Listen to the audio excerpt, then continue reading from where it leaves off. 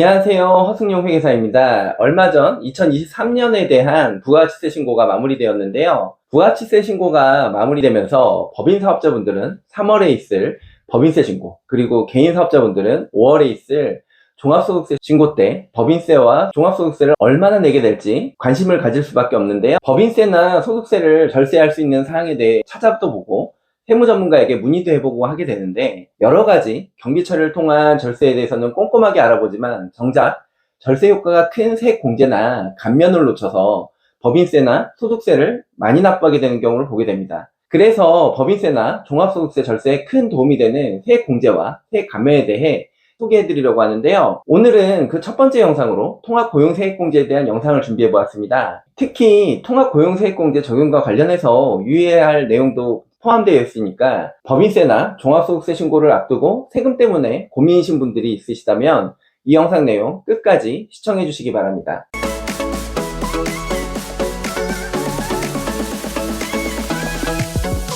통합고용세액공제는 창업 중소기업 특별세액 감면과 더불어서 법인세나 종합소득세 절감 효과가 큰 대표적인 세금 혜택 중에 하나인데요. 특히 통합고용세액공제의 경우 적용이 복잡하다 보니 법인세나 소득세 신고 때 신청을 누락하거나 공제금액을 잘못 계산해서 사후적으로 경정청구를 통해 세금 환급 신청이 많이 발생하는 대표적인 세제 혜택 중에 하나입니다.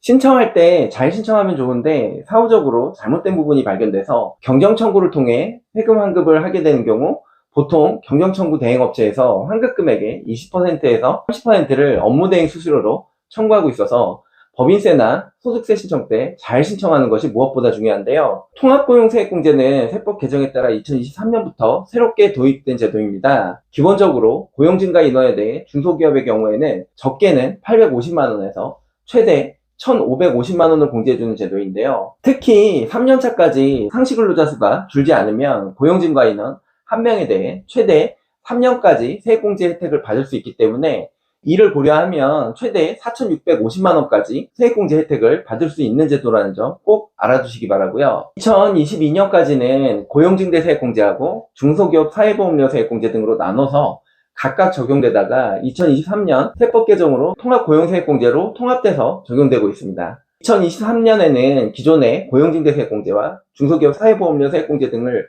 각각 적용하거나 새롭게 도입된 통합고용세액공제를 적용하거나 선택적으로 적용이 가능하다는 점 알아두시기 바랍니다. 이제부터는 통합고용세액공제에 대해 세부적으로 알아보도록 하겠습니다. 우선 적용 대상이 되는 기업을 살펴보겠습니다. 통합고용세액공제는 소비성 서비스업을 제외한 모든 업종에 대해 적용이 가능한데요. 여기서 소비성 서비스업이란 유흥주점업, 호텔, 여관업, 도박장, 무도장과 같은 세법에 열거된 업종을 말합니다. 따라서 제조업, 도소매업, 건설업, 서비스업 등과 같은 일반적인 법인 및 개인사업자 대부분이 적용 가능합니다. 적용 가능 대상 업종에 해당이 되면 직전 연도와 비교해서 고용증가 인원 1인당 지금 보시는 표와 같은 세액공제 혜택이 적용되는데요. 중소기업을 기준으로 살펴보면 수도권 소재 기업인 경우 상시근로자 1명 증가 시 850만원을 공제받게 되고요. 수도권 외 지방에 소재한 기업의 경우 상시근로자 1명 증가 시 950만원을 공제받을 수 있습니다. 만약 상시근로자 중 우대공제 대상자의 수가 증가한 경우에는 1인당 공제금액이 크게 올라가게 되는데요. 여기서 우대공제 대상자란 만 15세 이상에서 만 34세 이하인 청년 근로자, 장애인 근로자, 60세 이상의 고령 근로자 및 경력 단절 여성 등을 말합니다. 여기서 청년 근로자의 경우 병역을 이행한 경우 6년을 한도로 병역 기간을 제외하고 계산한 연령을 기준으로 나이를 따지기 때문에 2년간 군대를 다녀온 경우에는 만 36세 이하인 경우에도 청년 근로자에 해당될 수 있습니다. 청년 근로자 같은 우대공제 대상자의 경우 1명 증가당 수도권 소재 중소기업의 경우 1,450만원을, 그리고 지방 소재 중소기업의 경우에는 1,550만원을 공제받을 수 있습니다. 따라서 만 44세 이하의 청년 근로자 비중이 높은 중소기업의 경우 고용인원이 증가하는 경우라면 정말 큰 세금 공제 혜택을 받을 수 있다는 점 꼭 기억해 두시기 바랍니다. 그리고 앞서 말씀드린 것처럼 고용인원이 증가해서 세액공제를 적용한 후 그 2년간 고용이 감소하지 않는다면 세액공제를 적용한 그 다음 해와 그 다음 해까지, 즉 최대 3개년도까지 세액공제를 적용받을 수 있습니다. 또한 고용인원이 증가한 경우 말씀드린 공제 외에 추가 공제가 적용될 수 있는데요. 중소기업의 경우 정규직 전환자나 육아휴직 복귀자에 대해 1인당 1,300만 원의 세액공제 적용받을 수 있습니다. 다만 추가 공제의 경우 기본공제와 달리 최대 3년간 적용하는 것이 아니라 해당 연도 1년만 적용된다는 점은 비교해서 알아두시면 좋을 것 같습니다. 이제부터 통합고용세액공제의 효과가 얼마나 큰지 실제 사례로 보여드릴 건데요. 이 내용은 제가 다른 영상에서도 설명드렸던 내용인데 영상을 보시는 분들의 이해를 돕는 데 도움이 될 것 같아서 다시 한번 설명드리도록 하겠습니다. 우선 수도권 외 지방에 소재한 중소기업을 가정해 보겠습니다.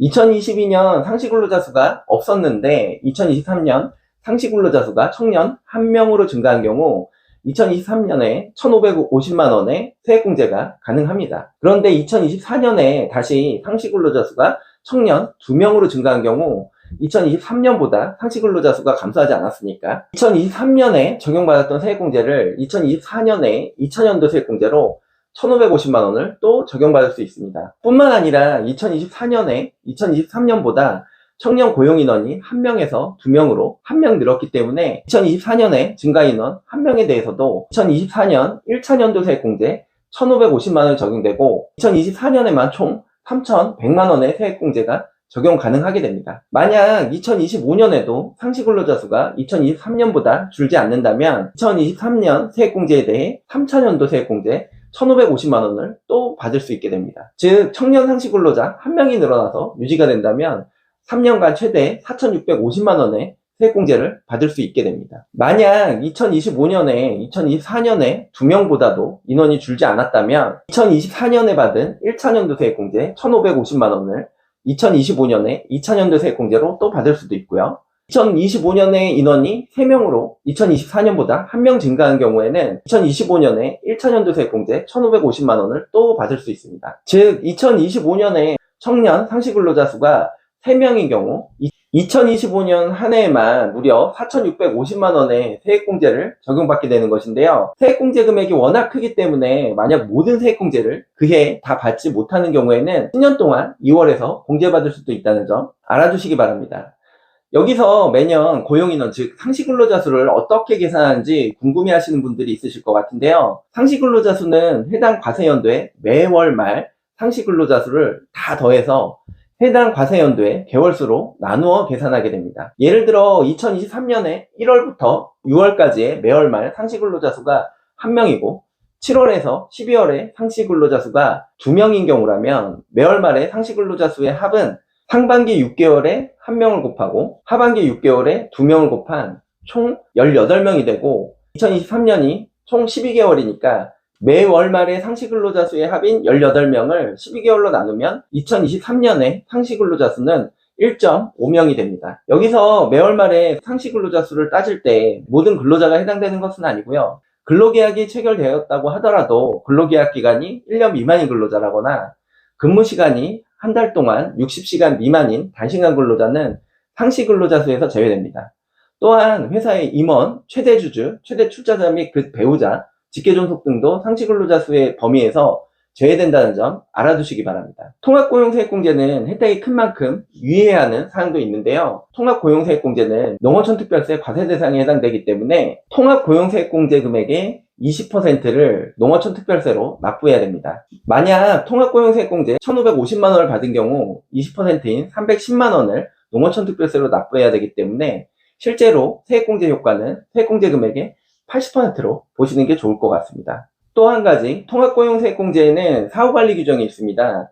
통합고용세액공제를 신청한 후 2년 이내에 고용인원이 감소하는 경우에는 감소한 인원에 대해 기존에 공제받은 금액을 다시 납부해야 되는데요. 따라서 일시적으로 고용은 증가했지만 이후 2년 이내에 고용 감소가 예상되는 경우라면 통합고용세액공제 신청 시 신중하게 결정할 필요가 있습니다. 또한 경정청구를 하는 경우에도 이 사후관리 규정에 대해 제대로 알지 못해 경정청구 수수료를 지급하고 세금을 환급받았지만 고용인원이 줄어서 사후관리 규정에 따라 환급받은 세금을 다시 납부하게 돼서 경정청구 수수료만 날리게 되는 경우도 있으니까 이 점 반드시 유의해 주시기 바랍니다. 지금까지 법인세 및 종합소득세 절세에 큰 도움이 되는 통합고용세액공제에 대해 설명을 드렸는데요. 2023년 법인세나 종합소득세 신고 시 고용이 1명이라도 증가한 경우라면 통합고용증대세액공제 신청에 대해 꼭 검토해 주시기 바라고요. 만약 내용이 어렵고 복잡해서 직접 신청하기 어렵다면 주변에 세무전문가의 도움을 받아 진행해 주시길 당부드리면서 오늘의 영상 마치도록 하겠습니다. 이상 허승용 회계사였습니다.